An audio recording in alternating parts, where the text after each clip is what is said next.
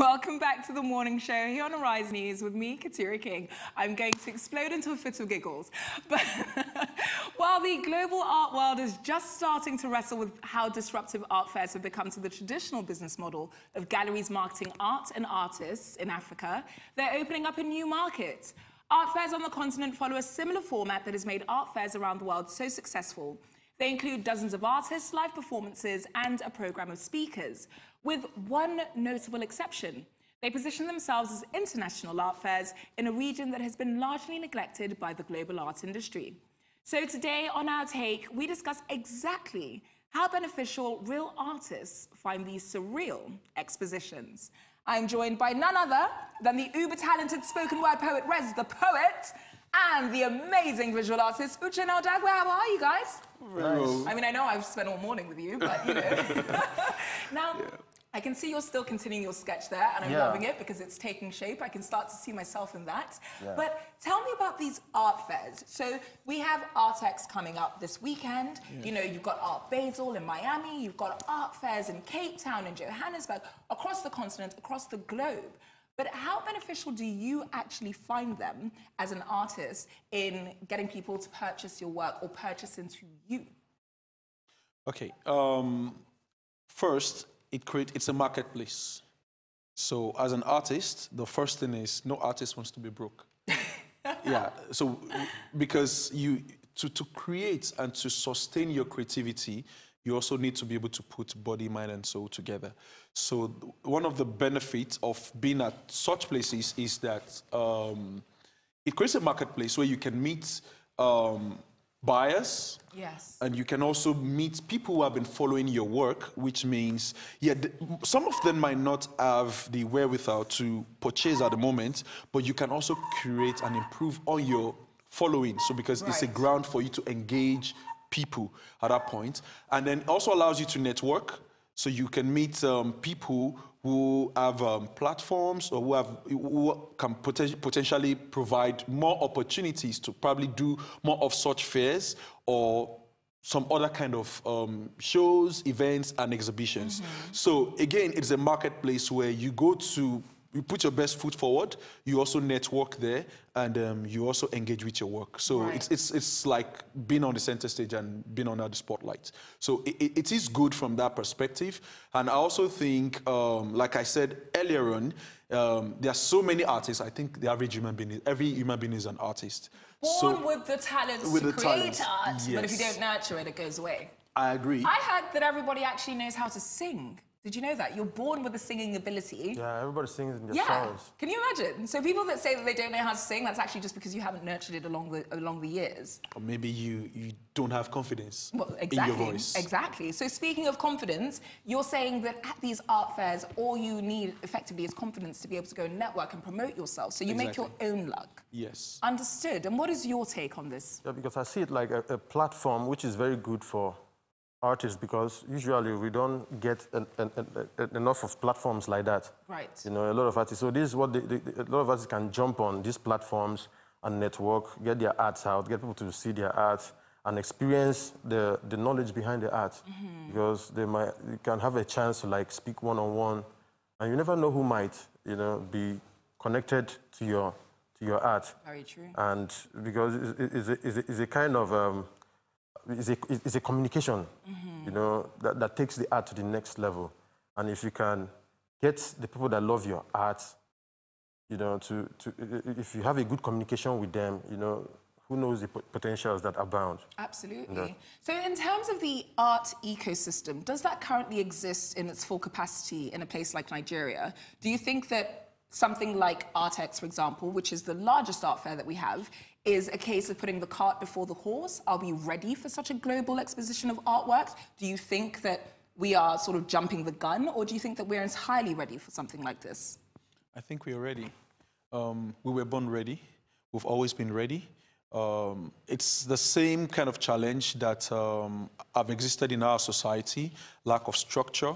So the artists are there, the schools are there, people go to art school. I have a lot of friends that pass through Yaba Tech, for example. People are trained, and some people have interned. So there's always quality people out there with experience and talent and all that. But what is starting to happen is there's a renaissance on the business side of things. So I said to a couple of friends previously, I said, the same thing that happened to Nigerian music at some point in time in about the last decade is what is starting to happen to art and alternative arts, whatever you define alternative arts. So it's starting to become more marketable. And I also think social media has contributed a lot to that, because it gets to a point where what you have in the spotlight at some point in time become used up, and you need new content. You need new names. You need new exposure. So, and social media has given people the opportunity to also show. So you see, an average person who can do some sort of sketching, it might not be an expert yet, but they start posting it on Instagram,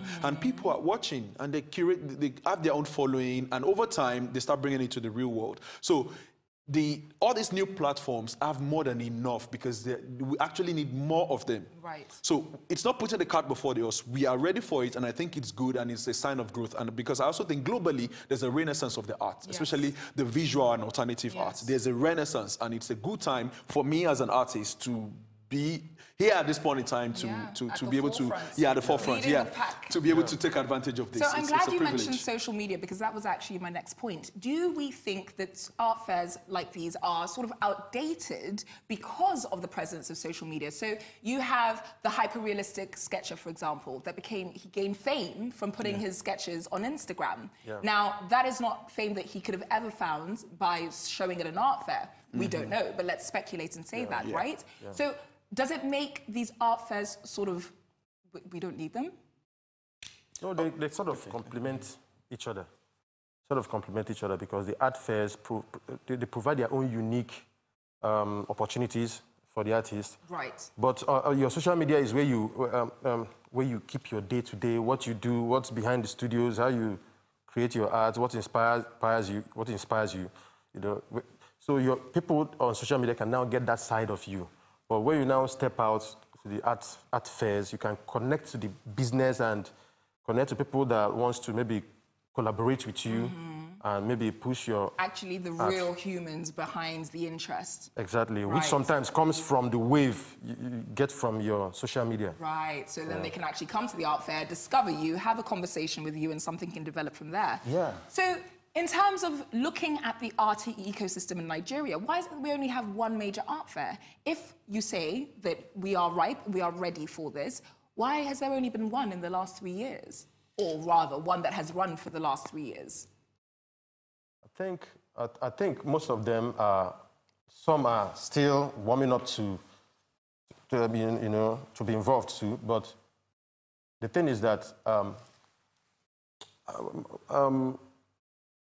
I think the ArtX, you know, is like a global thing. Yes, it is. And I think there are several others that are, but I think the artists needs more opportunity to like showcase themselves, and platforms like this, you know, to come into play. Now, it's interesting that you mentioned the renaissance and the interest in art now, because last year, only 800 people had registered to go to ArtX Lagos. And I keep mentioning ArtX Lagos because it is our only, you know, international art fair in Nigeria. But only 800 people had, at this time, registered to attend. This year, over 4,000 people currently have registered, and still counting. And this isn't going to take place until the weekend. So why do you think we have developed this heightened appreciation for art in the space of seemingly 1 year? Okay, so what I think is, historically, there was a bit of the sponsorship and partnership that you find on the business side of things, and that's where it moves, because we have to follow the money. Of course. Yeah, it's also going to be driven a little bit by capitalist interest. So you find that the easier sales, so to speak, at some point in time, there are different forms of art. So at some point, it was largely music. So a lot of the corporate sponsorship went in that direction. So there's also need for resources and lack of resources that a lot of the alternative art forms in the visual, the poetry, and even alternative music was struggling with. But what is starting to happen now is that the focus is starting to come back. So there's some sort of resource and support. So you see, we've just finished Lagos Fashion Week and Design Week. That is art itself. You know, and it's a big part of culture. So Heineken was sponsored by Heineken. So it's like the focus is starting to come back due to the same renaissance. And I think social media played a big role in showing that these alternative art forms or other forms of art do have some critical mass. There's interest there. And the capitalist world, the business world follows the numbers always. So if you can show those numbers, then they start coming, people can sell better, and then you can start having the sponsorship, and then you have these bigger platforms, which it means the growth now, because they also want to be able to access their potential customers, right? So it's a marketplace for them as well. So we have ArtX now, but I can bet you we would have more of those in the next years. And guess what? We've had Ake Festival for the past 3 years as well. We've had Lagos International Poetry Festival for the past 3 years, sponsored by NBC.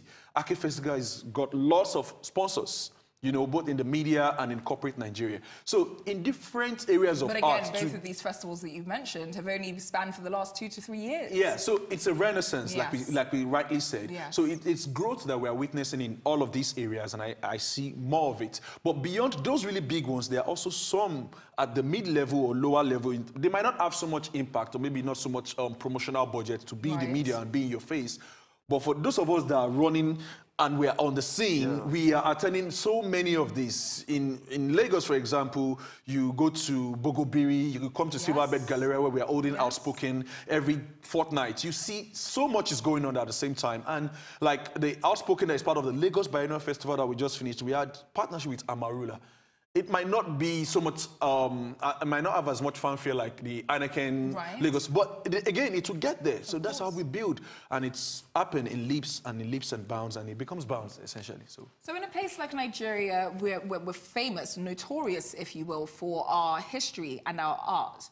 Why, again, is it that we're just experiencing this renaissance when for hundreds, if centuries past, we have been celebrating our own artwork? Why are we looking to the West to celebrate it for us? You know, so you've got people saying, oh, Bruce Onabrakwe is amazing. Oh, Victor Hikamena is fantastic. Oh, Rez the Poet is great. We're celebrating him in Cape Town. Why do we wait for outsiders to celebrate our own before celebrating them ourselves? If you look at the art world, and like in most career, the global stage is usually the peak.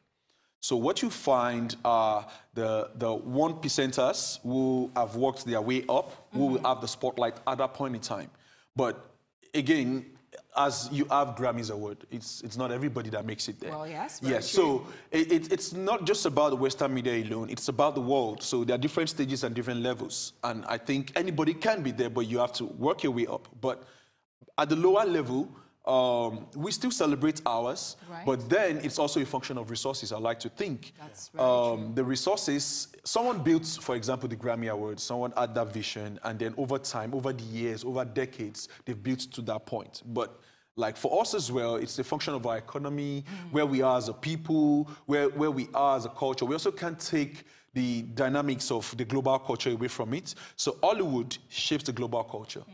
Nollywood is starting to have that sort of power in Africa. So naturally, you will have Nigerian art and artists having a larger-than-life brand and imagery in Africa because of the impact of Nollywood and by sheer population. Nigeria is the most populated nation in Africa, 180 million. That's a huge market. So there's other factors that come into who gets what and what direction the resources go. Let's hear from Uchenna, because we are running out of time. Uchenna, what is your take on all of this?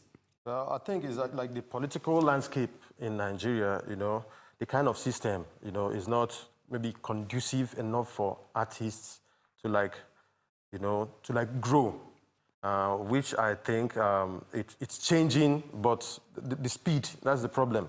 Yeah. You know, not that we don't have artists, and we come from a very deep, heritage, and you know, we just need the conducive system for these things to work. That makes and that's what I perfect just sense. pray for. So I need you to show your sketch to the camera, please, because it's taking perfect shape. And I'm so impressed. There you go. That's your camera? That's the camera. I mean, look at that. Yeah, that is gorgeous. That's the face, not hers. Well, thank you. I'm starting to worry. Show you how Moraveti works. Amazing stuff. And with that, we are at the end of the morning show today. Thanks once again to my artistically able guests, Rez the Poet and Uchenna Ohagwu, for joining me, Keturah King. And of course, thanks to you at home for watching.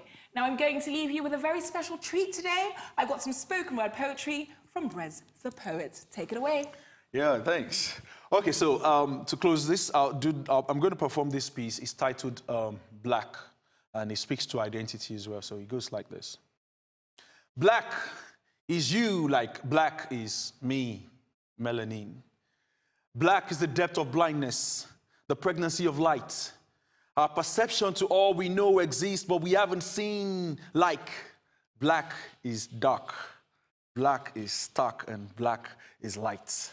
You can say that I'm being contradictory, but I insist that black is white. Black is heavy. You can ask African bloods about the burdens, the weight of stereotypes, and the rebirth process of destructions. Daytimes are like cinema screens, and black is the factory of all unseen that eventually comes into being. Remember that it was dark, and dark was black before God said in the Bible, "Let there be light." Woo! Way to go, you! And with that, we say goodbye. Have a great day, folks. Thank you. Thank you.